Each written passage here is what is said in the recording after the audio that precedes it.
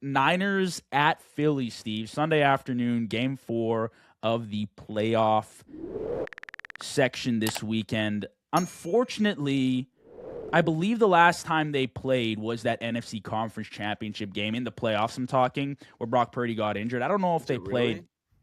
I believe so, in the playoffs. And again this year, it just feels like an unfair battle health-wise.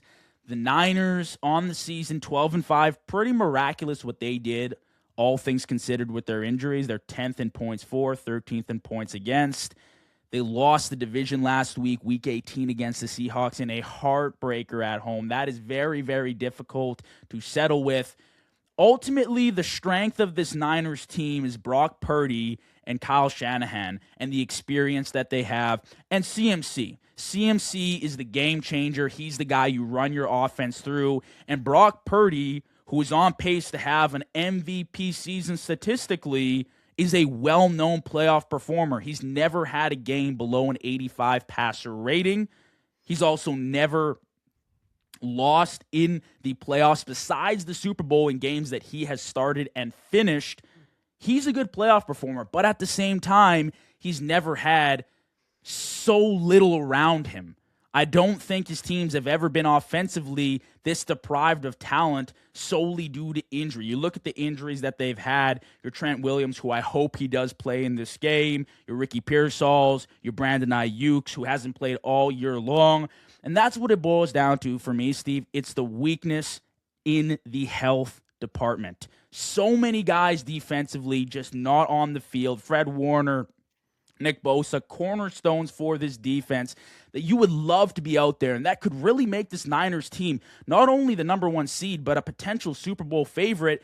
It's tough against a really good Eagles defense when your O-line might be a little beat up, when your defense is a lot of bend, don't break, hopefully, to match up. I don't love Philly's offense. So that's the only saving grace. And if Brock Purdy has a freaking day, they can take down Philly. Philly isn't unbeatable. But what they need their X factor, Trent Williams, to step up, stop all the edge pressure that the Eagles bring. They're great on the interior as well. Give Brock Purdy time, and he's going to have to make something happen with CMC. Unfortunately, I'm going Philly in this game. I hate the fan base. I hate everybody in Philly, but they are the healthier team in this case, Steve. Yep, absolutely. I said earlier in the Packers game, don't like when you're limping in the playoffs. This 49ers defense is rolling out you and me. And even offensively these last couple of weeks, minus the Seattle game, you're kind of watching Brock Purdy wheel and deal. You're like, oh, 49ers might be the best team in the NFC. And then you just watch, 24 points to Cam Ward, 27 to Phillip Rivers, 38 to Caleb, 13 to Darnold. Could have been 19 had their kicker made a couple field goals. Then you're like, oh, this defense cannot win multiple playoff games. Maybe if they would have had a better draw, they got a bye or something like that, you might have liked their chances to advance.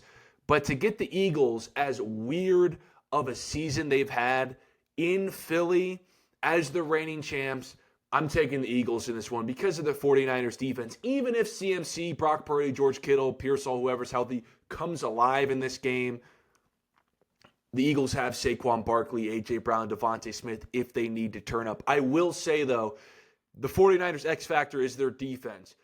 But offensively, they do need to come alive big time in this game because of their defense. And given how weird of a season Philly has had, if you catch their offense sleeping on the right night where Hurts isn't as sharp, they can't feed A.J. Brown, Saquon's bottled up and can't bust a big 60-yarder to save the day, then they could have a chance in this game. Then you're like, okay, if they can make it like the Chicago game where they win like 38-35, then that's probably how they're going to win. Because I just don't see a world where their offense doesn't show up like it did against Seattle and they still find a way to go on the road and beat Philly with all the talent has in Philadelphia. We can do a bunch of what ifs, and I'll do one. Like, if the Niners were the number 1 seed and they had a few week break where they could get healthy and they had the home field advantage, I would like them a lot more But like you said, the defense, the injuries, it's just hard to overcome that. But this is a winnable game because Philly has not been a juggernaut this year. The offense, it is not that good at all. Like, talent-wise, they're phenomenal. They're loaded. They have guys everywhere. They've paid guys everywhere. But this year, the production, there's just something off, whether you attribute that to the play calling, to the play of Jalen Hurts, to the offensive line, whatever it is, whatever your excuse is, it hasn't been great. So the defense has been the thing that they've fallen back on. But like you said, if you catch them kind of sleeping early on, you put up a quick 20 points, this Eagles offense, it is very difficult for them to carve you down the field drive after drive. But I am taking them just because of their experience. It's two experienced coaching staffs going back and forth. Shanahan, a great play caller, although he does have his drawbacks in the big moments. He's been really solid throughout the playoffs. The Eagles really are just the healthier team, more talented team right now. 11-6 on the year. They won their division. Like I said, offensively concerning, 19th in points for, but points against their fifth. Is not good. It's not, but their defense is good enough. They're kind of built like a lot of AFC teams, I would say. Their strength, obviously, Vic Fangio, that defensive unit. The front four is elite. The linebackers, you got studs. Hopefully, Nakobe Dean can play a healthy, strong game. He'll be crucial for that defense. And then the secondary, obviously, with Quignon, Cooper DeJean, they're set as their cornerstone pieces. The weakness is the offensive production, Steve. Point blank, Jalen Hurts, he's a great playoff performer, but this year it's been on and off. Very concerning, the passing game with A.J. Brown, Devonta Smith, underwhelming season passing-wise. Saquon Barkley is my X factor. Not only in this game, but throughout the playoffs. This is a guy you paid in the offseason. He deserved it. I'm not denying that. You paid him the money.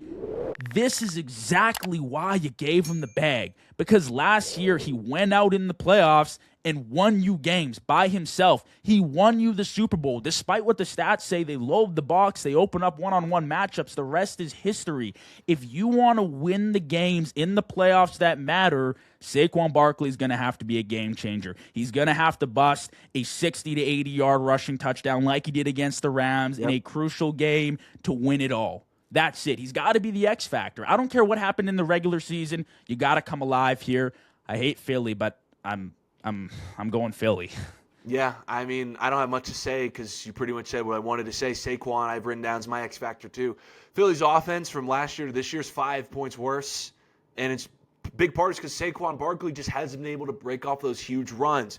But in the playoffs last year, in the snow against the Rams, huge game. You feel like he needs one in this one because San Francisco's offense has been really good this year. And if they can come out guns blazing, get Philly on their toes where they just got to abandon the run game and put the pressure on Jalen Hurts' shoulders, that's a game you want advantage in 49ers' favor. But I don't think it's going to happen because of what you said earlier. This Philadelphia Eagles defense is really good. It's one of the better units in the league. You're talking about the front with Jalen Carter and company, then the linebackers with Zach Bond, and then the secondary with DeJean. This is a heck of a unit that has the Super Bowl experience. Remember what they did to Patrick Mahomes? And then now they come to the playoffs another year later where if they're all over this 49ers offense, I think they can kind of put this game away early. And this is the perfect situation for Philly to kickstart the run game because San Francisco last week, I'm just talking solely last week, if you watched the Week 18 game, Seattle did whatever they wanted on the ground. Charbonnet, K9, they feasted. The D-line just wasn't a match for them. They don't put great pressure on the quarterback. And running-wise, I mean, the Seahawks just did whatever. So if the Eagles want to get the run game going, if they want some momentum for Barkley, this is where it is. I even believe, if I'm recalling this correctly, in the Commanders game, he either opened up the game or the second half with a huge run in that one as well in the conference championship. Those are the plays you need from this guy. Well, I think they scored like 55 points in that game. So. Exactly. It's like you just they're must-haves from a guy that you've paid, a running back that you invested in. I'm not questioning his talent. It's just he's going to be the game changer because Hurts, he's a great moments guy, but to win 4 games with his arm, even in the playoffs, even with how good he is, it does get a little bit dicey because his arm isn't necessarily on the level of the elites.